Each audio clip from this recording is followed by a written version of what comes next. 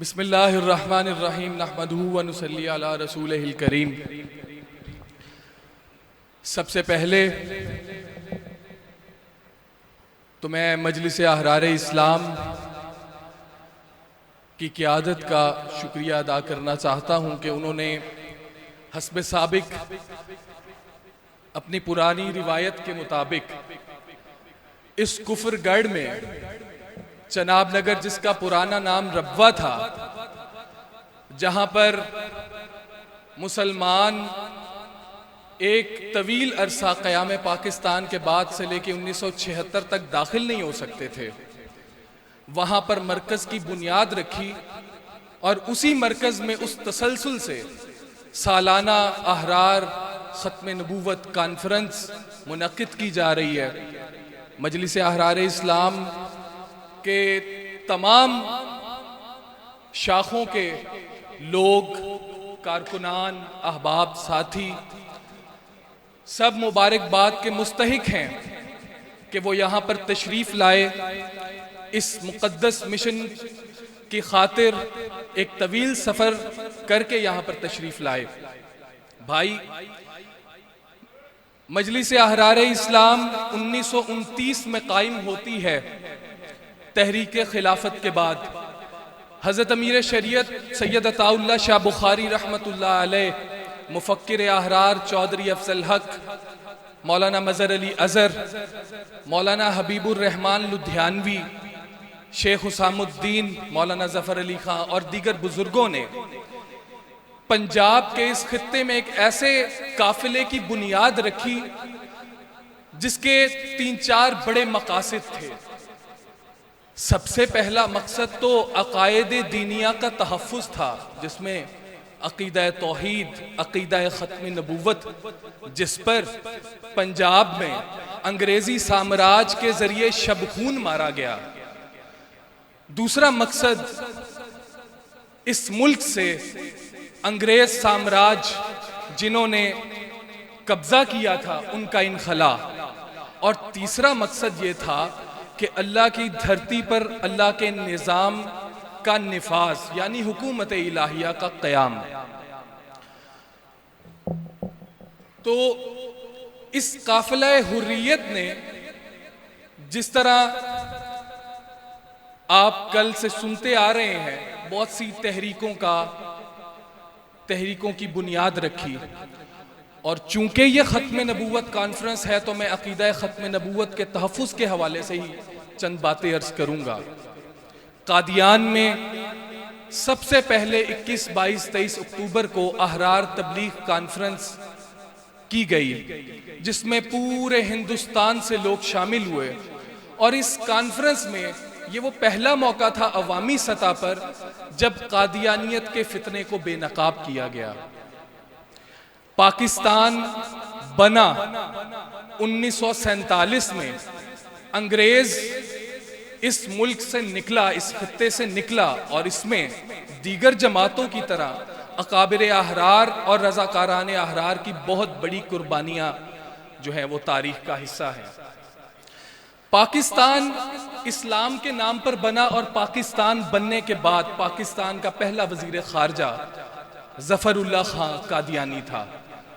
وزارت خارجہ بہت اہم شعبہ ہے جس میں سفارت خاری کی جاتی ہے، دنیا کے دوسرے ملکوں کے ساتھ تعلقات قائم کیے جاتے ہیں، اور پاکستان کا پہلا وزیر خارجہ جو مسلمان ہی نہیں ہے بلکہ قادیانی ہے، یعنی منکر ختم نبوت ہے، اس شخص کو بنایا گیا جس نے اس ملک کے دوسرے ممالک کے ساتھ تعلقات استوار کرنے، اور وہ قادیانی ہے، اور اس نے اپنے تعلقات کے ذریعے اپنے عہدے کا ناجائز فائدہ اٹھاتے ہوئے دنیا میں قادیانیت کی تبلیغ کے لیے لابنگ کی۔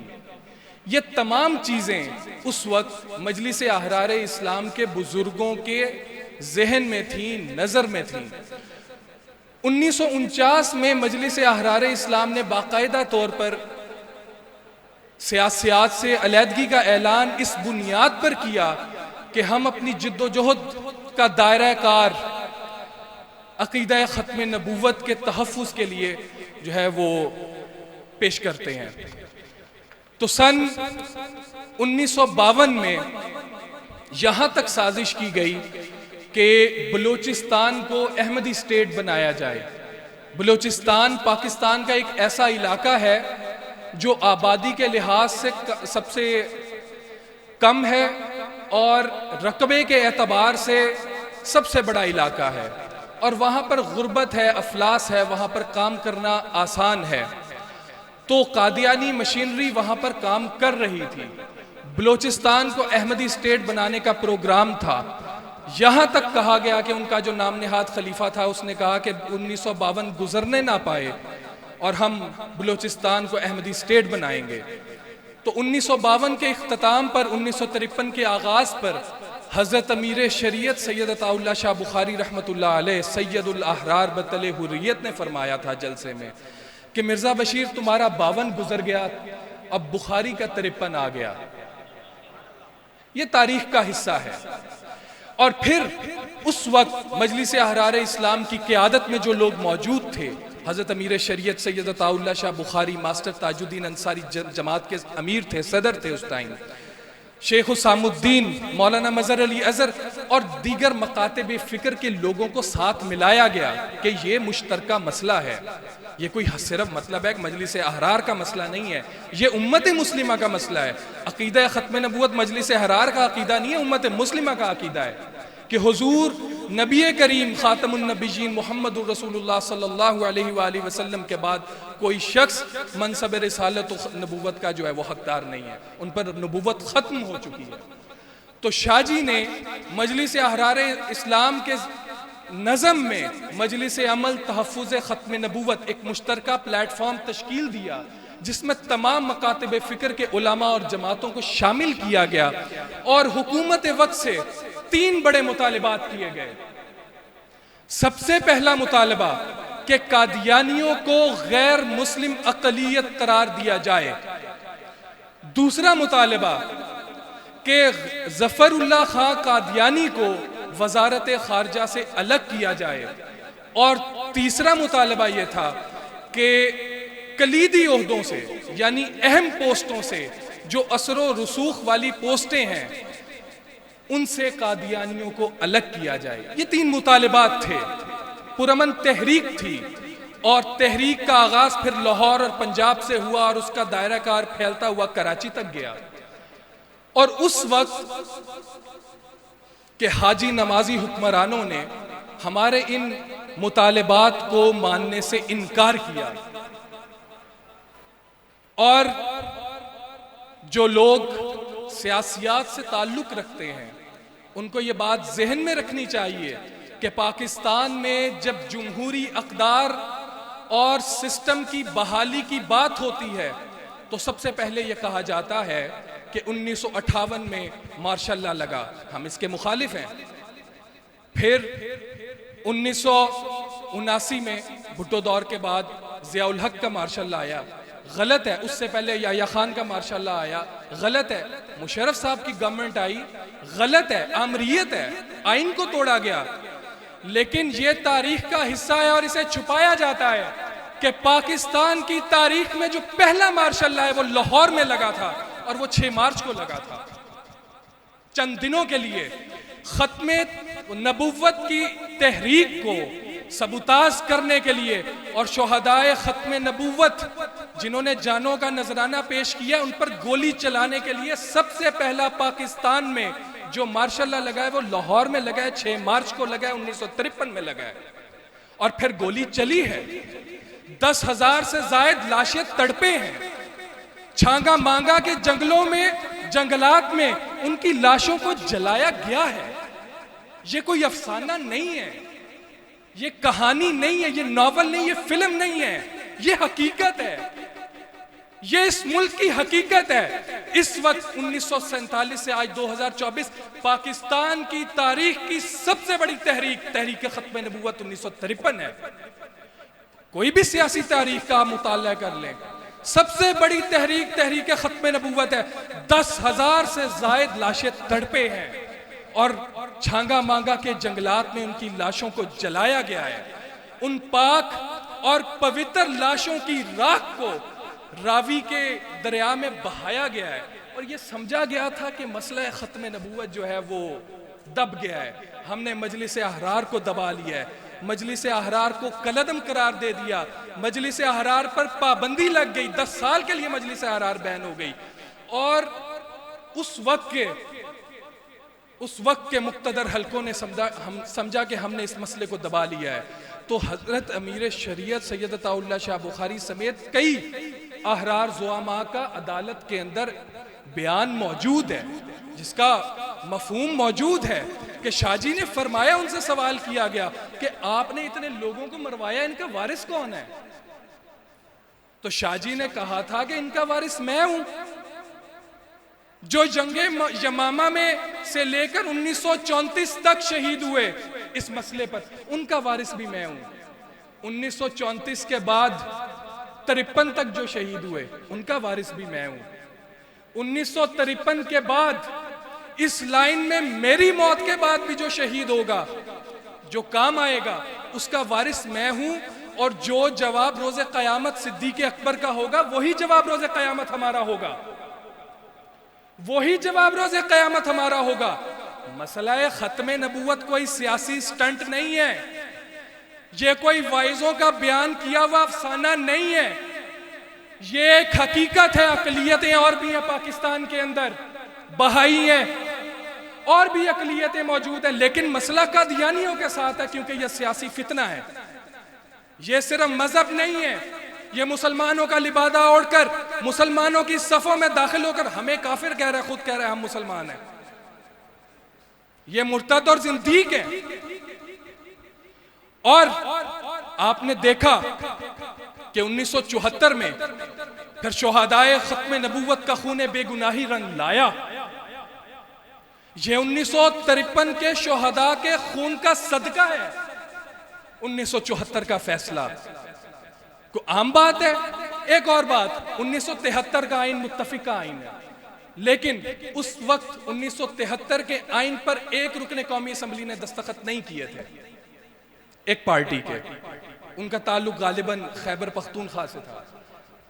1974 کے قانون پر، آئین پر، اس آئینی قرارداد پر اس نے بھی دستخط کیے تھے۔ 1974 کی آئینی قرارداد اقلیت 1973 کے آئین سے بھی زیادہ متفقہ قرارداد ہے، اور اس قرارداد کو چھیڑنے کی جب بھی کوشش کی جائے گی تو پھر مسلمان بھی زندہ ہیں، مجلس احرار بھی زندہ ہے، اکابر احرار بھی زندہ ہے، اور میں کوئی بھڑک نہیں مار رہا۔ مرزا بشیر الدین محمود کون تھا؟ آن جہانی، غلام احمد قادیانی کا بیٹا تھا۔ اس نے اپنی کتاب میں لکھا ہے جب تک ایک احراری بھی زندہ ہے ہمیں ان سے خطرہ ہے۔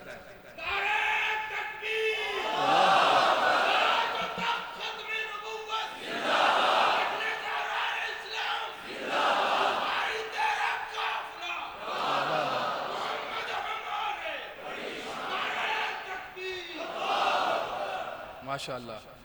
1970 کا ایک واقعہ آپ کو سناتا ہوں، اسی ضمن میں آ گیا کہ تحریک بہرحال موجود ہے، کم ہے زیادہ ہے موجود ہے، سلگتے رہنے کا نام زندگی ہے۔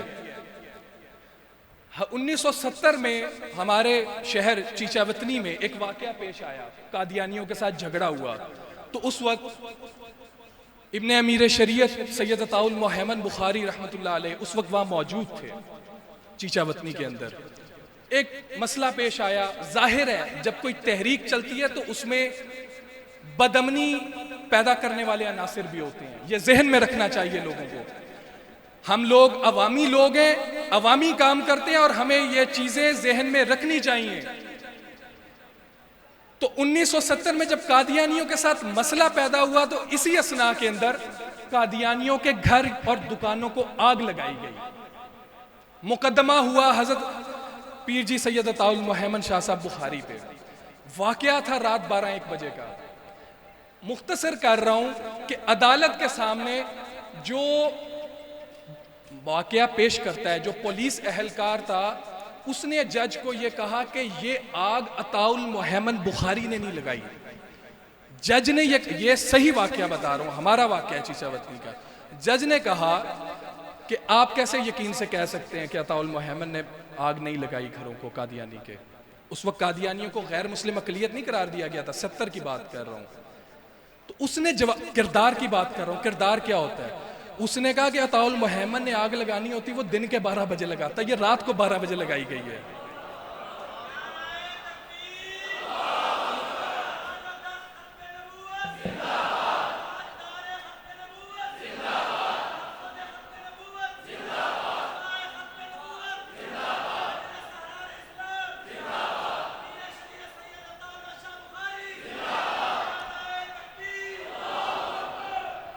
ہم جو ہیں، ہم سے مراد ہم جو ہیں، ہم سب کے سامنے ہیں، کوئی ڈھکے چھپے نہیں ہیں. ہمارا کام واضح ہے. ہم چھپ کر، بلوں میں چھپ کر فیصلے نہیں کرتے، ہم سازشیں نہیں کرتے. جب ہم نے کام کرنا ہوتا ہے تو ہم کام کرتے ہیں، تھوڑا کریں زیادہ کریں، کام تو کرتے ہیں نا. زندگی سلگتے رہنے کا نام ہے نا. اور آپ یہ بھی ذہن میں رکھیے، ایک بات اور کرتا ہوں کہ آپ جن جن علاقوں سے آئے ہیں اور مجلس احرار کے ذمہ دار ہیں، اور اگر ان علاقوں میں آپ کی مخالفت نہیں ہو رہی تو سمجھے آپ کام ہی نہیں کر رہے. آپ کے کام کرنے کی دلیل یہی ہے کہ لوگ آپ کے مخالف ہوں گے. کام کرنے کی دلیل یہی ہے، اور اپنے بیگانے مخالف ہوں گے. اور مجھے بتانے کی ضرورت نہیں ہے میرے خیال میں کہ بیگانے کون ہیں اور اپنے کون ہیں. اپنے بھی تو مخالف ہیں نا. کسی نے کوئی کسر تو نہیں چھوڑی ہماری مخالفت میں. انہوں نے عقیدے، نظریہ اور فکر کو سائٹ پہ کر دیا. انہوں نے ہمارے نام سے اختلاف کیا ہے، ہمارے وجود کی مخالفت کی ہے. احرار کا وجود اتنا کمزور نہیں کہ چند لوگوں کے کہنے سے ختم ہو جائے. اور میں یہ کہتا ہوں، وہ شعر ہے نا کہ میرے تن کے زخم نہ گن ابھی، میری آنکھ میں ابھی نور ہے. میرے تن کے زخم نہ گن ابھی، میری آنکھ میں ابھی نور ہے. میرے بازوؤں پہ نگاہ کر، جو غرور تھا وہ غرور ہے اور وہ غرور رہے گا انشاءاللہ.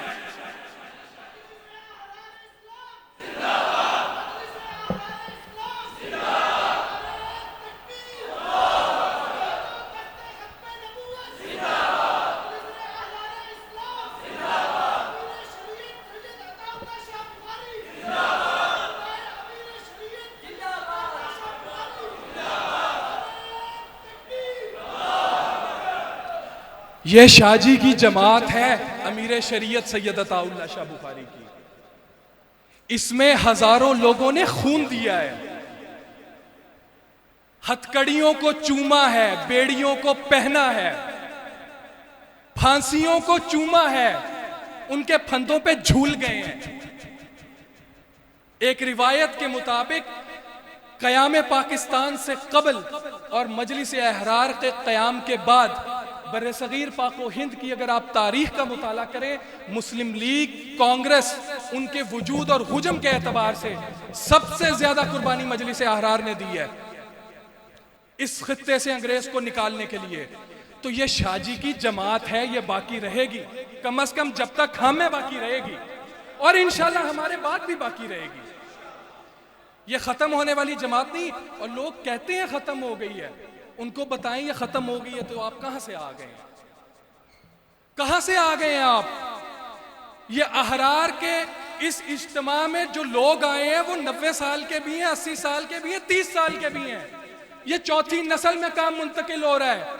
اور شاہ جی کی جماعت ہماری وراثت ہے، اور یہ نظریہ اور یہ فکر بھی ہماری وراثت ہے.